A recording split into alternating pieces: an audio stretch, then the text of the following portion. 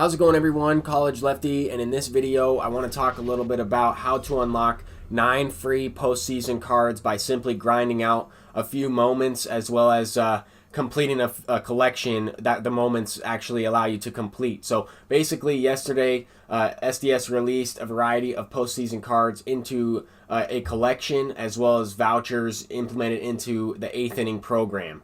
So I will be showing you guys how to unlock these moments and complete them, as well as just a little bit about what they entail, as well as some gameplay from some viewer games from my stream yesterday. I will be also live streaming a little bit later this afternoon. I do have a doctor's appointment today, and that's probably what I'm currently doing right now.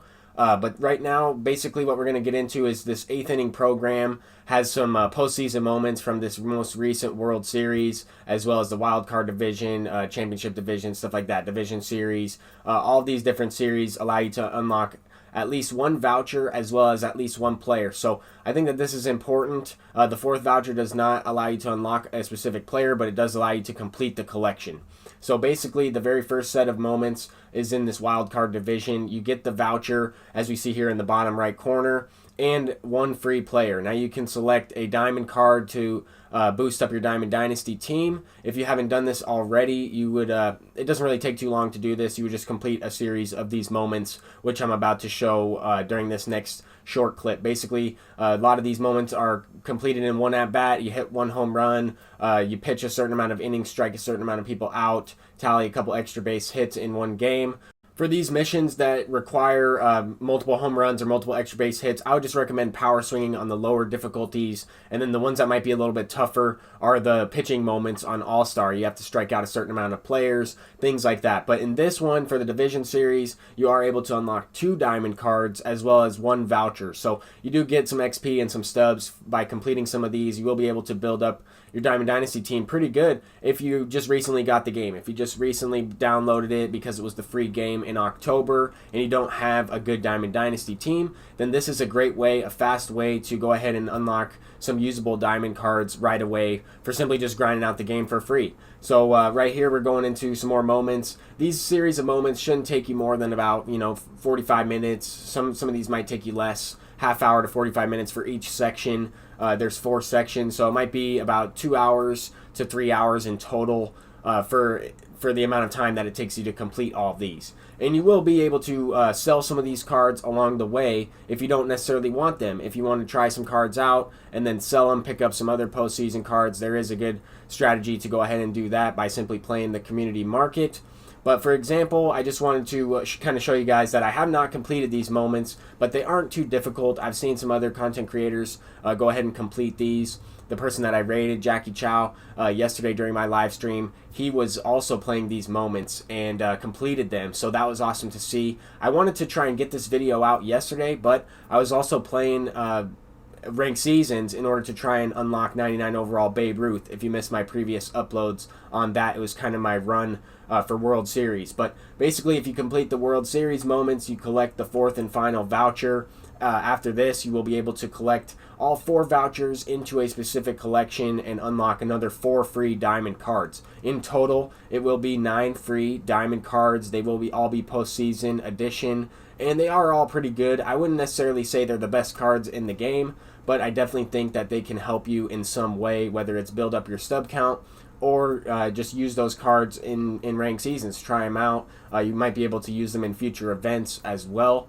But basically, these moments are pretty simple. It just takes a little bit of time. They might consume some of your time in completing these, and hopefully you don't have to restart on too many of those missions. But basically, once you complete those collections and those missions for all those vouchers, you collect all 4, you go into this collection tab here. And one other thing I wanted to mention about the moments is if you get into a multi-game moment where it requires you to, let's say, 2 extra base hits in 2 different games. Well, if you're able to get 1 extra base hit in the first game, and then you're in the middle of the second game and you're down to your last at bat or something, and you have yet to get that final extra base hit, and if you know that you're not going to get it, if you pop up or something, you close out of the application in the middle of the moment, it should allow you to restart exactly where you left off before. So that's one other tip. As I'm kind of going through these collection rewards, we see a 99 Strasburg, a 97 George Springer, 92 Patrick Corbin, which I think is probably the best reward in this one,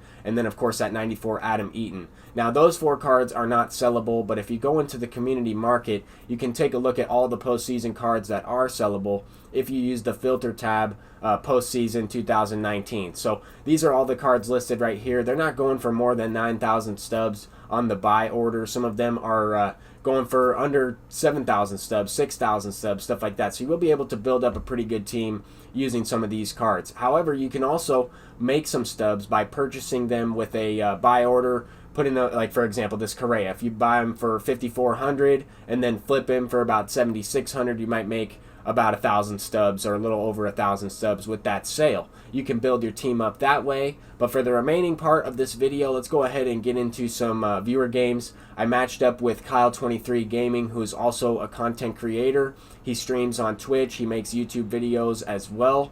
And he's a great dude. He is a great content creator, and he's very good at the game as well. He's gone 12-0 in Battle Royale multiple times. He's made World Series. He also has Babe Ruth. This is actually the first game I'm using Babe Ruth, simply because I was able to unlock him. I don't want to spoil the video for you guys. I was able to unlock him. I will be trying him out in right field. However, this is a viewer game, a 3-inning game on Hall of Fame, so he probably will only have 1 at-bat. I will save his debut for ranked seasons, but I will actually be live streaming some more viewer games like I mentioned earlier in this video later on this afternoon. If you want to follow me over on Twitch, I will have a link in the comment section down below, as well as I'll also pin a link for Kyle23's channel, as you guys should go over there and hit the subscribe button on his YouTube channel, hit the follow button on his Twitch, and he's just a good kid.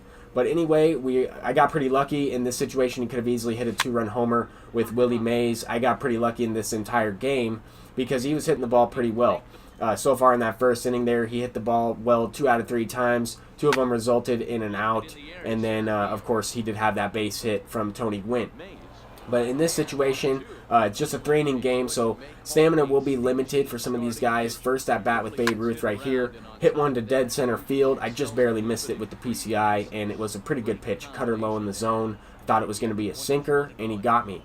But I think playing these shortened 3-inning games on harder difficulty against really good players, pretty much every time I match up with viewers on my stream, everyone's usually really good. They all have really good teams, and I have some really tough games. You guys usually give me the L for the most part, as Kyle23 hits a home run here. I brought in Trevor Hoffman. He had been warming up for the whole entire first inning, and he came in with yellow stamina. Came in and it said Trevor Hoffman's getting tired. He didn't even throw a pitch. So that's sometimes what can happen with shortened stamina and shortened games in general. But to only be down 1 run in this situation, I've definitely gotten pretty lucky. I have given up quite a few good hits that didn't result in hits. For example, the Willie Mays hit earlier in the game, that line drive right there facing Honus Wagner.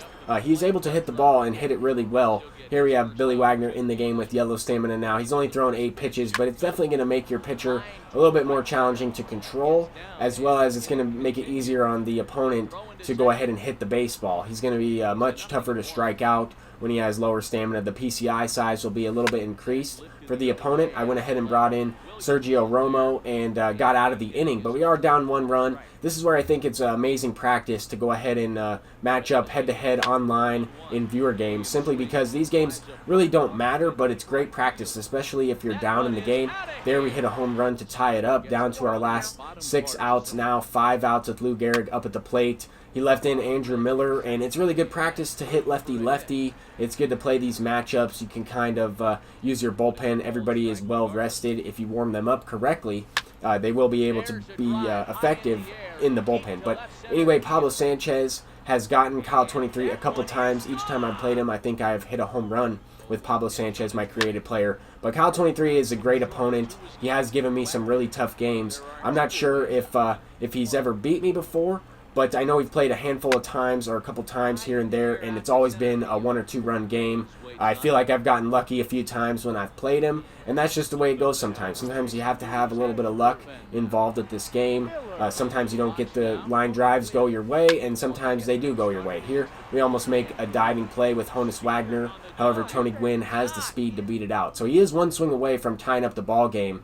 And in this situation, facing Roberto Alomar, with that pitch right there, he certainly should have tied the ball game up. I know he was all over that fastball over the middle of the plate. He flies out to the warning track, And once again, I got extremely lucky. This game should be tied. He has out-hit me in this one, and I probably should be losing this game. Here he lines out with Willie Mays. That could have easily been a gap shot, scoring a run from first base, being 89 speed. We get him to chase a little bit, and we actually pull the dub out. I don't necessarily think I deserve that win, but it's just a viewer game, and it is what it is. I'm more than happy to post the highlights and talk a little bit about my thoughts. I also wanted to give Kyle23 a shout out because he is a good dude and he has great content. But until next time, everyone, peace out, and I hope you enjoyed this video. Hopefully I helped you out in some way.